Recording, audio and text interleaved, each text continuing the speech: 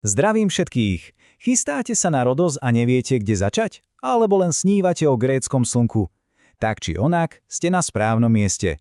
V nasledujúcich minútach si prejdeme všetko, čo potrebujete vedieť, aby bola vaša dovolenka na tomto úžasnom ostrove jednoducho perfektná. Ideme na to! Viete, toto nie je len nejaká fráza z katalógu. To je naozaj presná definícia Rodosu.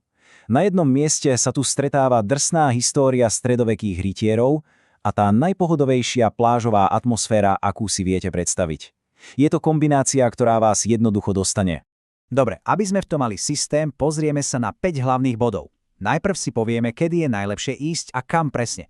Potom odhalíme tajomstvo dvoch tvári pobrežia, ukážeme si miesta a zážitky, ktoré nesmiete vynechať, dáme si tipy na výlety a celé to zakončíme praktickými radami z prvej ruky. Takže, poďme na to najdôležitejšie. Kedy a kam? Tieto dve otázky sú absolútnym základom. Od nich sa totiž odvíja všetko ostatné a správna voľba môže znamenať rozdiel medzi dobrou a, priam fantastickou dovolenkou. Pozrime sa na tie čísla. Čo je na Rodose super, je fakt dlhá sezóna. V podstate od mája až do októbra sa tam dá v pohode kúpať. Jasné, júl a august sú najteplejšie, ale aj najplnšie. Taký môj tajný tip je september. Davy sú menšie, ale more je po celom lete vyhriaté na absolútne dokonalú teplotu. No a kam teda? To záleží od toho, čo hľadáte. Ak chcete žiť naplno a baviť sa, tak Faliraki, ktoré je len kúsok od letiska, je jasná voľba. Ak naopak cestujete s deťmi a chcete mať pokoj, Kolumbia je perfektná. Pre tých, čo si chcú dopriať luxus, Atlantika Dreams Resort je skvelý tip.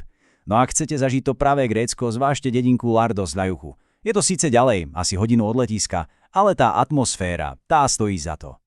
Dobre, máme termín, máme letovisko, teraz prichádza ďalšia kľúčová vec, o ktorej veľa ľudí nevie. Rodos má totiž dve úplne odlišné tváre a celá dilema sa dá zhrnúť do jednej otázky. Chcete vietor alebo chcete pokoj? A toto si prosím dobre zapamätajte. Východné pobrežie je chránené. More je tam ako zrkadlo, teplejšie, bez vetra. Proste ideál pre rodiny a relax. Väčšina letovísk je práve tu. Západné pobrežie to je úplný opak. Fúka tam silný vietor meltemi, more je divoké a príroda neskrotná. Je to raj pre windsurfistov a kitesurfistov, ale na pohodové kúpanie s deťmi to veľmi nie je. Tak, keď už máme jasno v tom, kde budeme bývať, poďme sa pozrieť na to, čo tam vlastne robiť. Toto sú miesta, ktoré tvoria dušu Rodosu a ktoré by ste si rozhodne nemali nechať ujsť. Ak by som mal vybrať len 3 veci, bola by to táto svätá trojica. Poprvé, staré mesto Rodos. To je ako cesta časom. Proste sa tam prechádzate a cítite históriu na každom kroku. Po druhé, Akropola v Lindose. Ten výhľad na bielu dedinku a zátoku v tvare srdca je, dýchberúci. Malý tip, choďte tam hneď ráno. Vyhnete sa davom a horúčave. A po tretie, údolie motýľov. V lete je to doslova magické miesto. A samozrejme, pláže.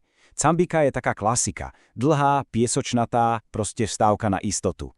Zátoka Antonyho Quina je zase úplne iná. Skalnatá, s neuveriteľne tyrkysovou vodou ako z filmu. Perfektné na šnorchlovanie.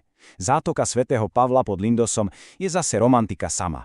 No a Prasonisi na úplnom juhu to je unikát. Miesto, kde sa stretáva pokojné stredozemné a burlivé Egejské more. To musíte vidieť. A teraz jeden tip pre fajnšmekrov. Hrad Monolitos na západnom pobreží. Nie je taký preplnený turistami, ale tá atmosféra, zrúcanina hradu na obrovskej skale nad morom. Choďte tam na západ slnka.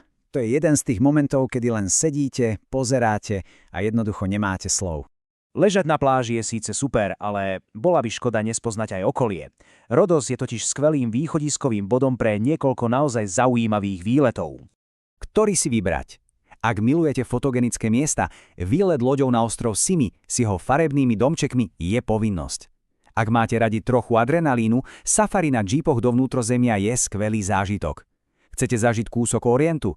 Z Rodosu sa dá ľahko dostať loďou do tureckého Marmarisu. No a ak túžite po absolútnom kľude a tichu, malý ostrovček Halky je ako balzam na dušu.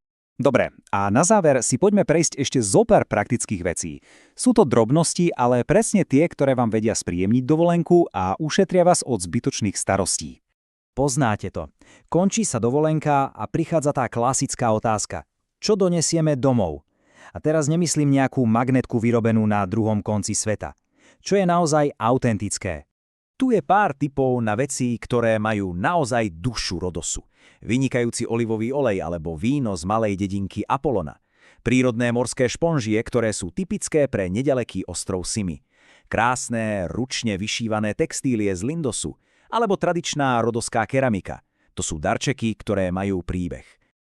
A teraz jedna posledná rada. Možno sa bude zdať ako úplná drobnosť, ale verte mi, na mieste si na mňa spomeniete a poďakujete sami. Naozaj, nezabudnite si pribaliť topánky do vody. Prečo? Pretože mnohé z tých najkrajších, najmalebnejších zátok na Rodose, ako napríklad spomínaná zátoka Anthonyho Queena, sú kamienkové. A chodiť po nich bosy, no, to nie je veľmi príjemné. Táto malá vec vám dovolí užiť si tieto miesta naplno a bez starostí. Tak a sme na konci. Ak by som mal dať už len jednu jedinú radu, takú tú najdôležitejšiu, ktorá by zhrnula esenciu tohto ostrova, aká by to bola? Tá rada znie: spomalte. Naozaj. Neplánujte si každú minútu. Tie najlepšie pamiatky sú úžasné, ale skutečné kúzlo Rodosu objavíte, keď odložíte mapu, zablúdite do bočných uličiek starého mesta a sadnete si do malej rodinnej taverny, ktorú ste si vôbec nevšimli. Presne tam v tých nečakaných momentoch sa skrýva skutočná duša tohto ostrova. Užite si to.